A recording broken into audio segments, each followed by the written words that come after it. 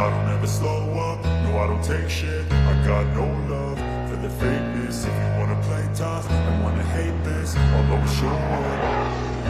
I don't ever slow up, no I don't take shit. I got no love for the fakeness. If you wanna play tough and wanna hate this, I'll always show up and make a statement. I don't ever slow up, no I don't take shit. I got no love for the fakeness. If you wanna play tough and wanna hate this, I'll always show up and make a statement. I don't ever slow up, no I don't take shit. I got no love for the fakeness. If you wanna play tough and wanna hate this, I'll always show up.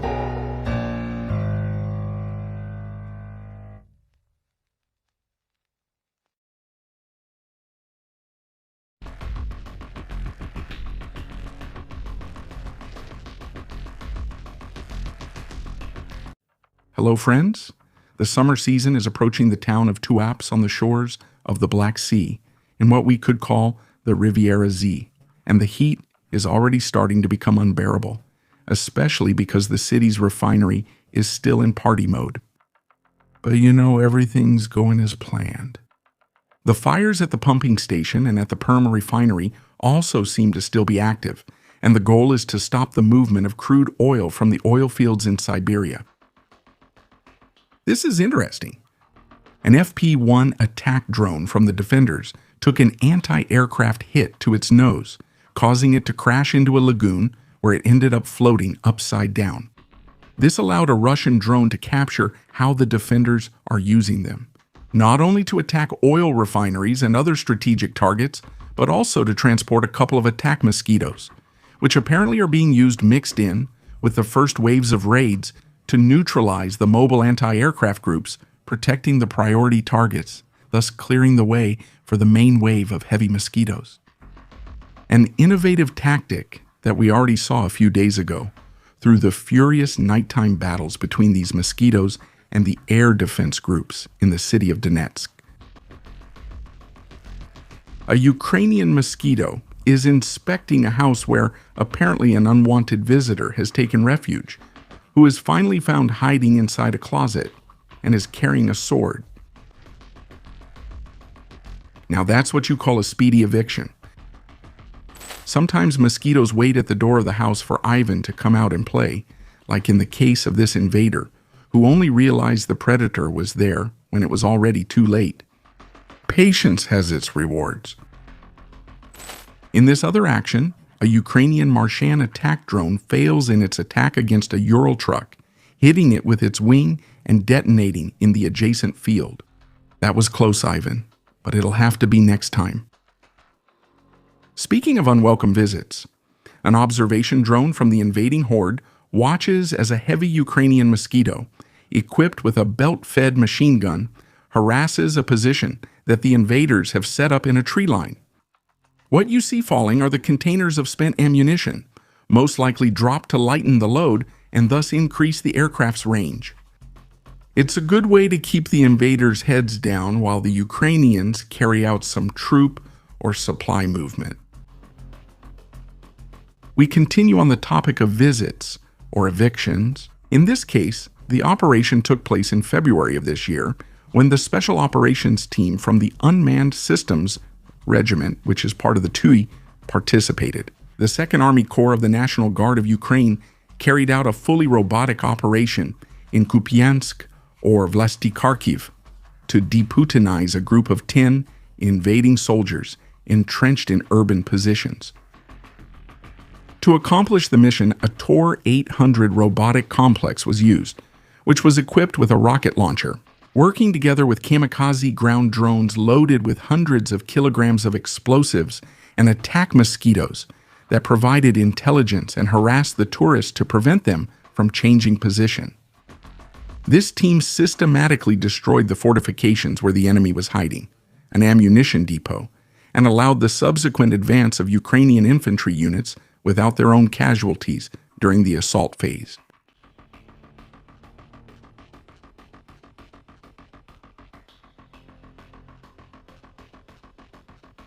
The operation highlights the advanced integration of robotic ground vehicles for direct fire, breaching, and explosive deployment in urban and fortified environments.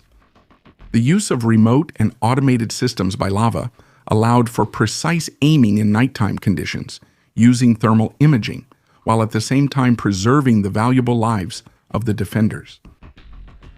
This operation represents a low-risk, high-precision model for clearing operations in contested urban areas, and is yet another sign of Ukraine's increasing adoption of NATO management practices.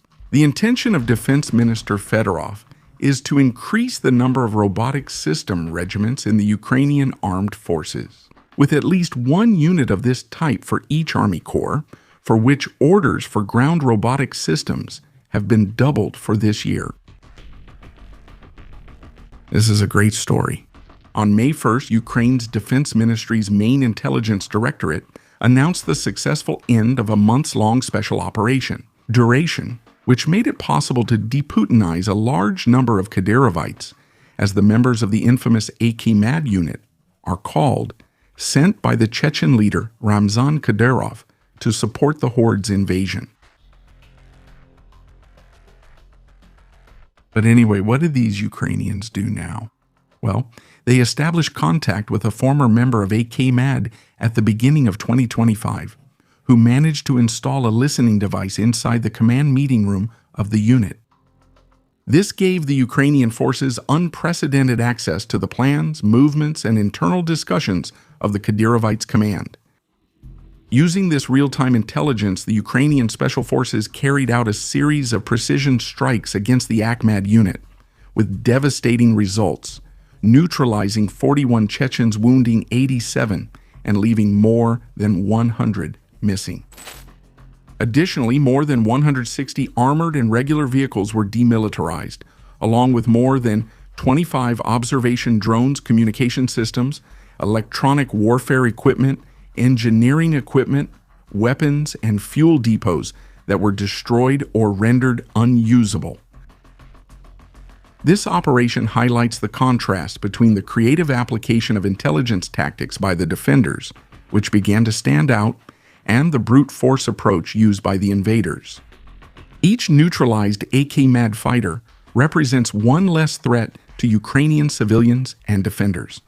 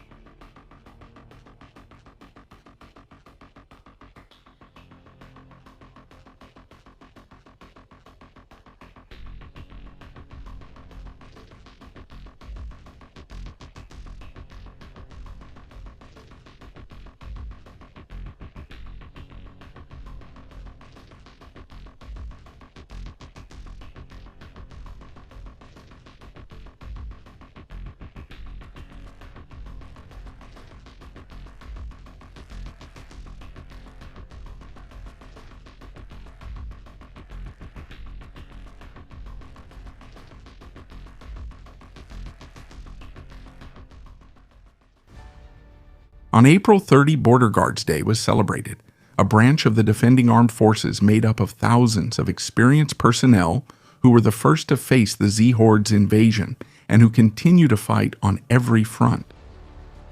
This service is not only responsible for holding the line at the border, it also carries out reconnaissance missions, conducts evacuations, protects the population in border areas, and detects sabotage and reconnaissance groups that try to infiltrate the rear. An important job that never stops.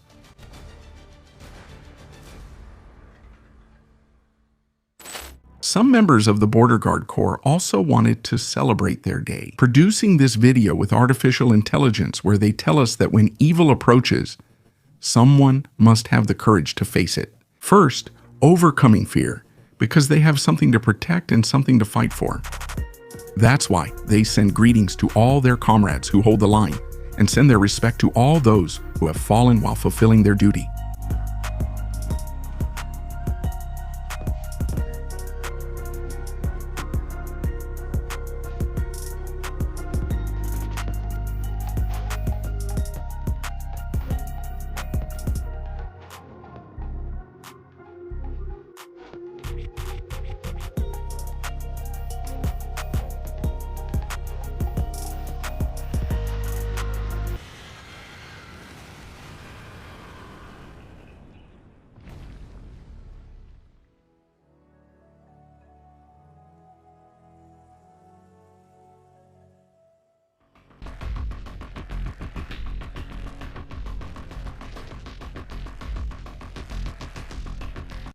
Hello, friends.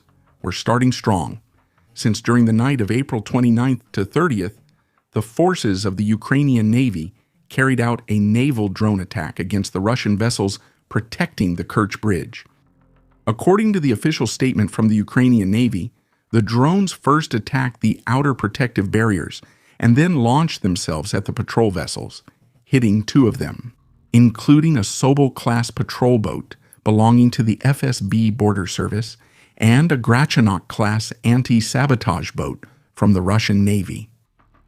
In the footage, a furious high-speed naval battle can be seen, in which the invader ships try to repel the drone attack, some of which also respond with rocket fire and heavy machine guns, which suggests that the attack package was escorted by a group of armed escort vessels. These units are key in the Kerch Bridge protection network, since the Sobol is a fast patrol boat whose purpose is to protect coastal areas and intercept high-speed targets, reaching a maximum speed of 47 knots. 87 kilómetros por hora. The defense of the Kerch Bridge, this patrol boat was tasked with destroying any Ukrainian naval drone that approached. Meanwhile, the Grachanok is significantly larger, as it has a displacement of 138.7 tons and a length of 31 meters. It is equipped with a sonar system, an unmanned underwater vehicle, and a diving chamber, as well as a station equipped with a heavy machine gun and a special DP-65 grenade launcher system. Its role is to detect threats beneath the water surface, such as divers or underwater drones. As you can see, these vessels are not just simple armed speedboats, but rather warships over 30 meters in length. The fact that they were attacked could indicate that the defenders are preparing the conditions for a larger incursion in the future. We will be watching closely. We remain at sea as the bad news for Ivan continues on this front, since the Swedish prosecutor's office has formally confiscated the bulk carrier. Kaffa, linked to the Russian Shadow Fleet, which was seized in March of this year, represents a significant step in international efforts to dismantle the illicit export of resources from Ukrainian territories occupied by Russia. The 96-meter-long general cargo ship was intercepted on March 6 in Swedish territorial waters off Trelleborg, while sailing from Casablanca to St. Petersburg. Armed personnel from the Swedish Coast Guard and police, supported by helicopters and special forces, carried out Operation Black Coffee and boarded the vessel after determining that it was sailing under a falsified flag, which makes it a stateless vessel, according to national and international law. The vessel is on Ukraine's sanctions list, and authorities suspect it was carrying grain stolen from Ukrainian territories. Most of the crew were Russian nationals, and it was found that the vessel was in poor technical condition, with possible issues regarding seaworthiness and insurance. This is an excellent sign, as Allied personnel are beginning to take decisive action against the ships of the Shadow Fleet. Wow, I didn't know that Ivan the Pirate also had a naval force in the Donbass. This was history's shortest amphibious offensive. In this brief footage, we see how a Ukrainian Bulava loitering munition pays a courtesy visit to a Horde transport vehicle full of invaders, which had stopped at a checkpoint for a document inspection. The action is so fast that if you blink, you'll miss it. That's why we had to go frame by frame until we could see the silhouette of the incoming munition. I wonder if they were wearing their seatbelts. A few days ago, we told you that the mosquitoes from the 413th Assault Regiment of the Unmanned Systems Forces attacked a complex of facilities belonging to the Bar's Zarmat Special Operations Center, one of the most dangerous unmanned systems units of the invading army. During the raid, workshops producing and assembling the Horde's aerial and ground drones, as well as electronic warfare systems, were hit. All right, that's all well and good, but why is this attack important? Although it's less well known than the Rubicon Center, the Bar's Zarmat Center, or Bar's 37, is a volunteer organization that combines special forces, operators, and engineers. And it's one of the key entities in the development and combat testing of all kinds of drones, robotic systems, electronic warfare systems, as well as command and communications equipment. By destroying its facilities, their ability to develop technologies that could support the Horde's offensive is significantly limited. On April 27, Ukraine's 7th Air Assault Corps published a diagram detailing the operational difficulties in attacking the invaders' logistical routes south of Pokrovsk and Myrnorad on the Donetsk front. The roads south of these towns are out of the attack drone's radio range due to the terrain. Since the city is located on an elevation and has many tall buildings, where the invaders have installed electronic warfare systems, which work in coordination with mobile radio jammers mounted on vehicles. This creates blind spots that limit attacks with standard tactical drones. The Corps stresses that holding the high ground is still a major advantage in modern warfare, despite advanced technology. They also mention that they are countering these problems by using fiber optic guided drones and other solutions, but they ask the community for more ideas to help them with this issue. Now you know, if you have any ideas, contact the 7th Corps. On the oil industry sanctions front, on April 29 and 30 long-range drones from the Ukrainian Security Service, operated by the Alpha Special Operations Center, attacked the linear production and dispatch station, Perm, which is a key facility of the Russian state company Transneft, located in the Perm region, more than 1,500 kilometers from the Ukrainian border. This station is a strategic node in the Russian pipeline system. It pumps, stores, and distributes crude oil for several pipelines, and also for the Perm refinery. Each of its massive storage tanks has, or rather had, the capacity to hold around 300,000 barrels of oil.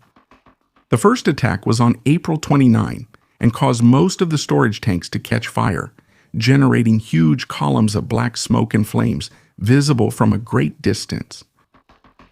The second attack was on April 30 and managed to set at least 3 additional fuel tanks on fire. It managed to be the one of all, and managed to... the one with tanks. Oh!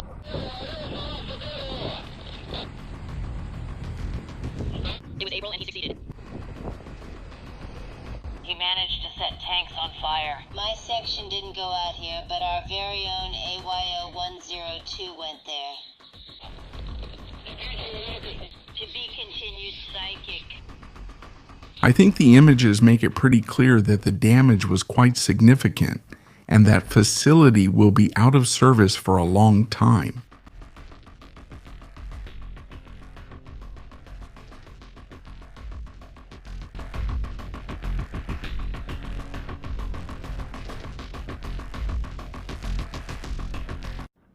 Hello friends, in this footage we see a Russian K-52 Alligator attack helicopter chasing a Ukrainian Maya-type decoy drone. The interesting thing is that this chase took place over none other than Moscow. Maya drones are very low-cost units, designed to amplify their radar signal to attract the attention of the Horde's air defenses, which seems to be working quite well if we consider that the Russian helicopter costs $16 million and is wasting its time chasing them, which is essentially a PVC tube with wings. During the early hours of May 4th, the defenders launched a raid against the metropolitan area of Moscow, most likely to rehearse their participation in the victory parade on the 9th of this month, which seems like it will be very eventful because the Mortarites are already installing anti-drone nets over Red Square. We'll have our popcorn ready to watch the fireworks. Speaking of the May 4th incursion, a Ukrainian drone struck a tower belonging to the Mosfilms company just 6 kilometers from the Kremlin and 3.5 kilometers from the Z Ministry of Defense. The Mosquito managed to get through 3 defense rings of the city, which is made up of 10 S-400 missile batteries and more than 80 Panzer and Tor systems. But so that the Russophiles don't worry about their beloved master, Putin is taking every possible measure to protect his security. Changing the subject, A missile from a burning Z anti-aircraft system launches and passes just meters from two invaders recording the attack's results. These two urgently need a change of underwear. Looks like there's nobody here. Oops. Talk about picking the worst time to go out to work. An invader descends from its nest as a mosquito watches. Well, we can safely say that this Z tourist will never make this mistake again. The mosquito operators of the 429th Achilles Unmanned Systems Brigade spectacularly neutralize a Ural truck belonging to the invaders in the settlement of Tavrovo, Belgorod Oblast. What's interesting about this action is that we have a record from a witness on the ground who filmed the whole sequence with his cell phone and also provided an emotional comment saying that he had just come home by bus and a mosquito just fried a Ural truck right in front of him. And this is just the beginning. We continue with the trucks in Yvonne's rear, and in this case, a mosquito that was patrolling behind the horde's front line. Z came across an Ural truck, which was maneuvering to facilitate the unloading of ammunition for the invaders, which, after the impact, was surely scattered for hundreds of meters around. But well, at least now the truck has already been unloaded. Come on, this is just too cool.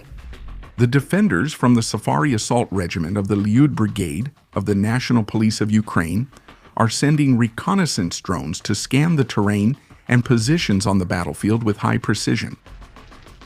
This data is turned into 3D digital models of the area, which are used to create immersive virtual environments.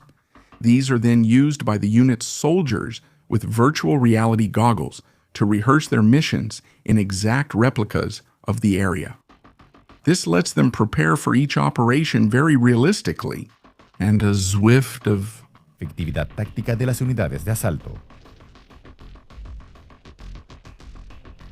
This practice is part of the Ukrainian adaptation of commercial technologies to improve training and situational awareness, which is used in multiple units, like the 7th Air Assault Corps and training centers, as preparation against drones, trench assaults, and infantry missions. Here we see how the assault unit carries out the mission in reality, now with full knowledge of the geography and layout of the buildings on the ground, which gives Ivan fewer opportunities to surprise the defenders.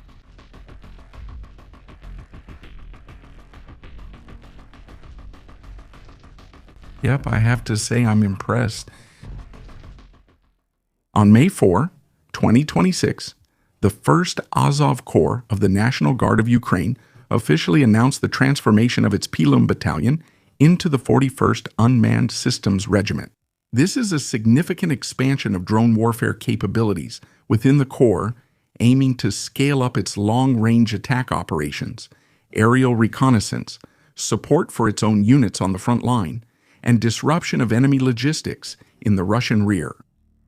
The battalion currently has 500 personnel, so it is logical to assume that the unit will at least double in size, which is in line with the objective set by the Ministry of Defense to neutralize at least 50,000 invaders per month, and to push for as many combat actions at the front as possible to be carried out by robotic systems.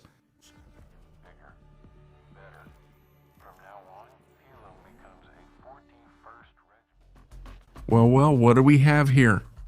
Well, nothing less than 4 invaders who have decided they've had enough excitement for a special military operation and that it was a good time to surrender to the defenders. But come on, let's look at this from the positive side. At least this cheerful group will be able to follow the orders of the Supreme Leader and reach Kiev in a few days. The invaders, who live in the safety and prosperity of the West, couldn't find anything better than to hold an Immortal Regiment parade in the capital of the Netherlands. But don't worry, because the Ukrainian residents showed up in large numbers to set them straight, displaying a sign that said Death Regiment and showing the attendees posters of the war crimes their people have committed. I don't get what they're doing in the decadent West. If they're such patriots, they should go back right now to their beloved Ruskamir. At least in Berlin, the use of Russian, Belarusian, and Soviet flags, the Z and V symbols, the St. George ribbons, as well as the uniforms and military insignia of the occupiers, have been banned on May 8th and 9th. Unfortunately, we will surely see them in other European capitals.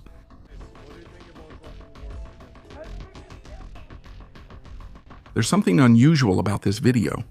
It's from 2025 on the Chasiv Yar front, where a column made up of 2 armored vehicles and an infantry platoon was preparing to launch an attack. This was detected by a reconnaissance drone, which requested an artillery fire mission while the infantry moved to take positions. The drone provided coordinates to adjust the 155mm high explosive fragmentation fire.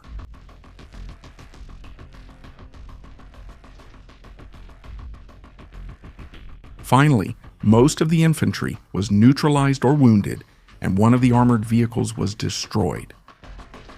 What was different about this attack was that several of the attackers were female prisoners who had commuted their sentences by serving on the front lines. We've seen the occasional woman taking part in the invasion, but this is the first time I've seen an entire group of them participating in an attack.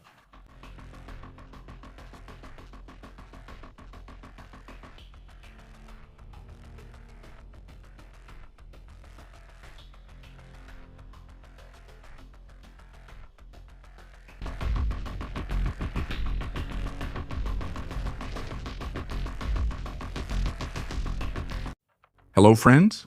In this footage published by the 28th Mechanized Brigade, we see the efforts made by the frontline troops to reinforce the defensive lines as quickly as possible, making them more and more difficult to assault each day.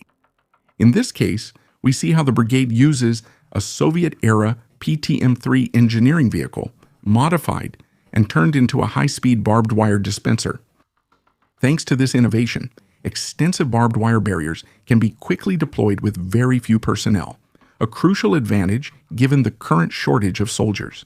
We might think that barbed wire lines, so fashionable during World War I, would be a thing of the past, but they have proven to be very useful for stopping infantry advances, especially when combined with deep trenches, since the time it takes to cross them gives the drones a chance to come down and say hello.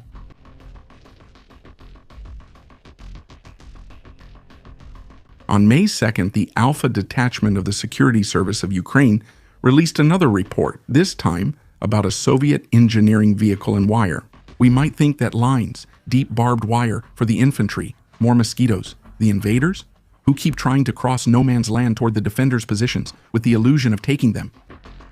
But the only thing they find are swarms that are increasingly denser and more bellicose of combat mosquitoes. Those who have no vision of sending them, sent back home by airmail or wrapped in an elegant black plastic suit. The Alpha operators keep schooling them, but Ivan still doesn't understand the lesson.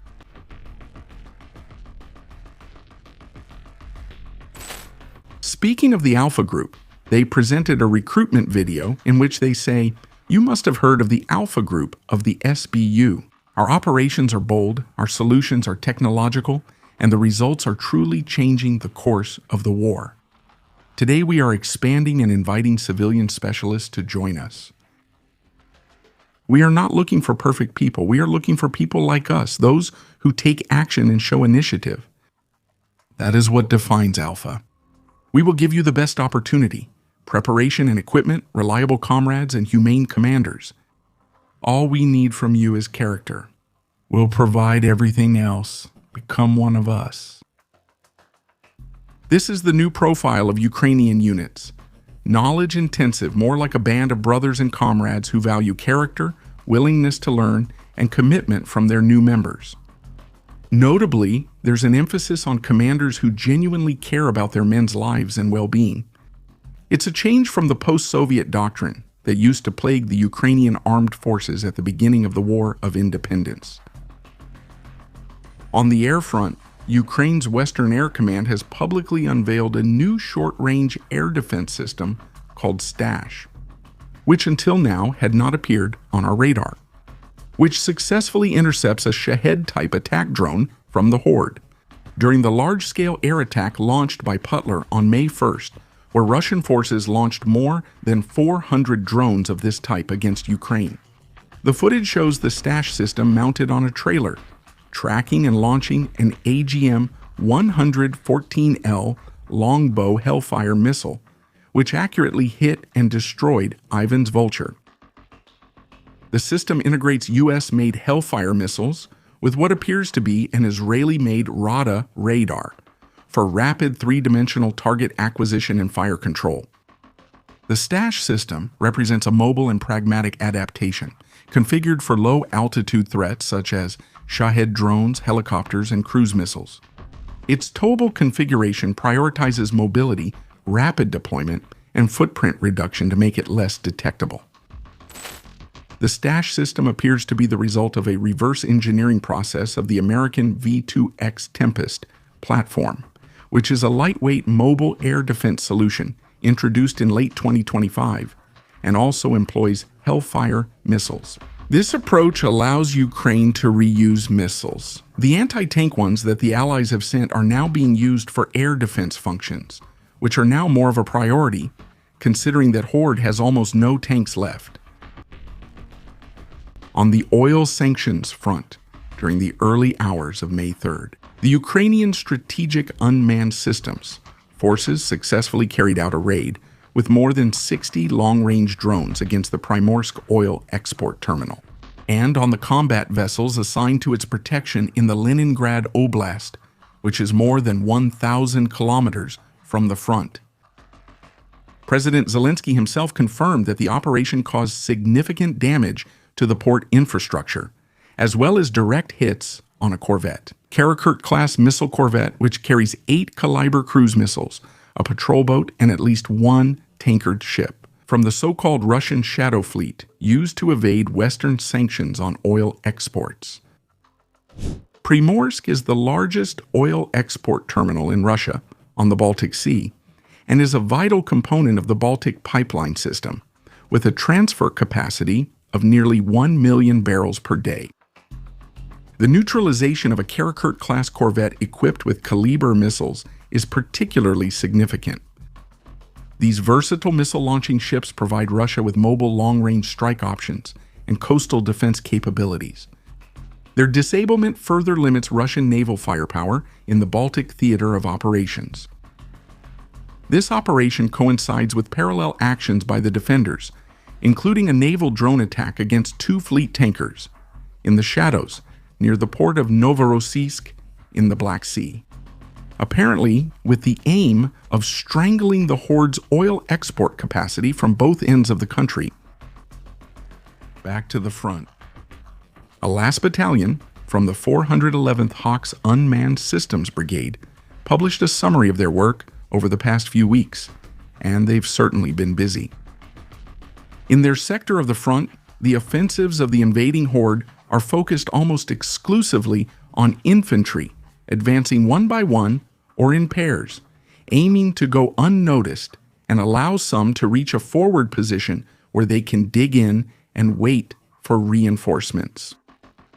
They also constantly try to send motorcycle riders and civilian vehicles attempting to repeat the same tactic, hoping that by moving faster, they can avoid the action of the Hawk Swarm.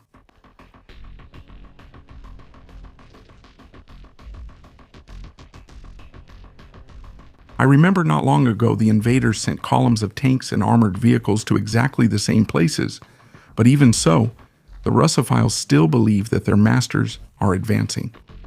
Anyway, the other thing that also stands out is that you no longer see self-propelled artillery pieces, only towed artillery, which can fire but can't change position very quickly, making them easy targets for the defenders' loitering munitions.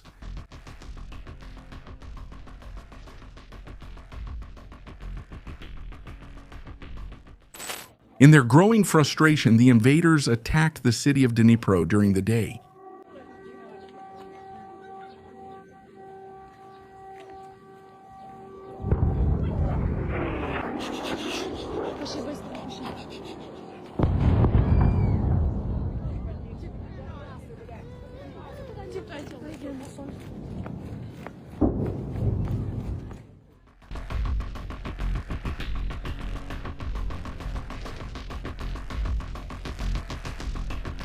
Hello, friends? The forces of the invading horde continue their offensive against Kiev, and to do so, they are sending their special needs forces, as confirmed by this Z tourist, who carries out a dazzling attack using his crutch and his rifle. The run of this intrepid invader ends in a small grove, where he receives a visit from the warrior mosquitoes of the Ukrainian steppe. You should have stayed home, Ivan, or in your case, in a hospital. What if war had a... In this recording, the point system of the armed forces of Ukraine is explained. What would happen if war had a point system? Spoiler, it does. The point system, the one you earn with the invaders, we call it the E-point system. A unit destroys a target, it earns points. The bigger and rarer the destroyed target is, the greater the reward. Ammunition under fire, points. Mining a road, points. Clearing a road, points. Attacking infantry, points. You get points for bringing your brothers back. Each action goes to Delta, Ukraine's battlefield system, where it is verified and counted.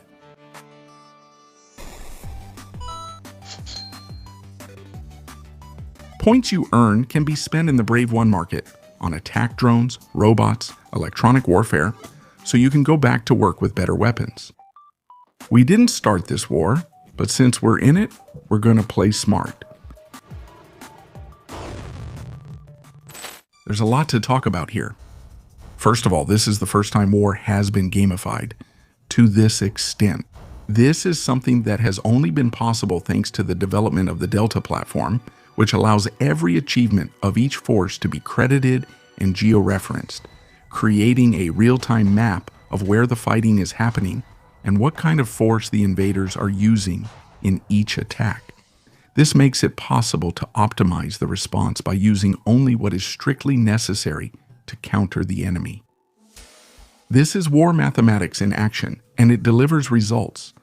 During April, the Mosquito Army managed to deputinize more than 35,000 invaders, which means that over the last 5 months, the monthly casualties of the horde have been higher than the number of orcs signing the invader contract.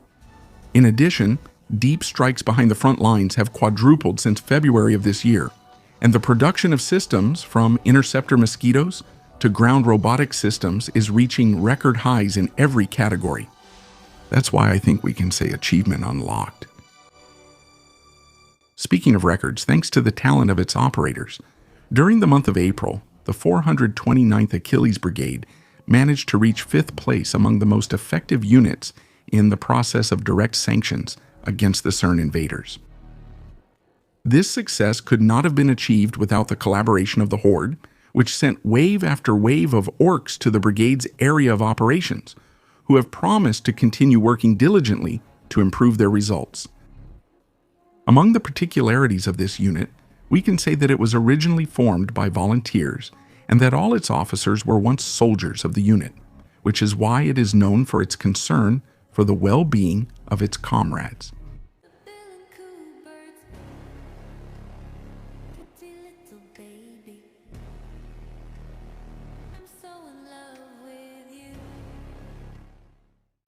Sometimes some visitors to the channel say they feel sorry for the orcs, but then you see something like this, like the attack launched by the Horde in the afternoon of May 5th against the center of the city of Kramatorsk, using 3 KV-500 glide bombs, which caused the death of 5 civilians and injured 12 others.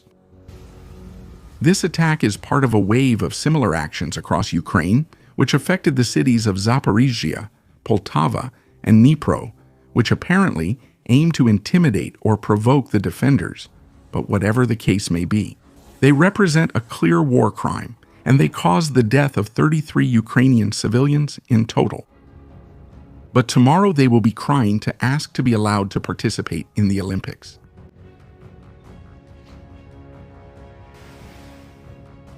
We return to the naval front, where the main Directorate of Intelligence of Ukraine published a record of the work in April of its elite special unit, Primary of Phantasmas, against multiple targets of Ivan the Pirate in Crimea. The Mosquito attacks disabled 3 amphibious assault boats, Project 05060, which are compact coastal vessels with aluminum hulls and high speed. Designed to transport up to 10 Marines to carry out quick inspections in coastal areas, and they are equipped with a heavy machine gun. The amphibious horde uses them to carry out special operations and resupply combat teams that infiltrate the islands of the Dnipro Delta. The Ghosts also dispatched a Beriev B-12 Cheka, or Seagull amphibious anti-submarine aircraft, which the invaders have refitted as a maritime early warning aircraft to detect Ukrainian naval drones that threaten the Black Sea Fleet bases. This is a new attack against Ivan's patrol ships in the Black Sea, which adds to the one launched a few days ago against 2 ships protecting the bridge over the Kerch Strait. Call me paranoid, but it feels like the Ukrainian Navy is up to something on this front. On the strategic attack front, Ukrainian forces carried out a deep precision strike during the night of May 5th, this time targeting the Near Progress defense plant in Cheboksary, Chuvash Republic, a city located approximately 1,000 kilometers inside the territory of the Mordor Federation. President Zelensky himself confirmed the use of FP-5 Flamingo cruise missiles in this operation and released footage of the launches. At least one of the missiles hit the facility, causing a large explosion and a fire. The attack was followed by a raid of Lyuty kamikaze drones against the same target.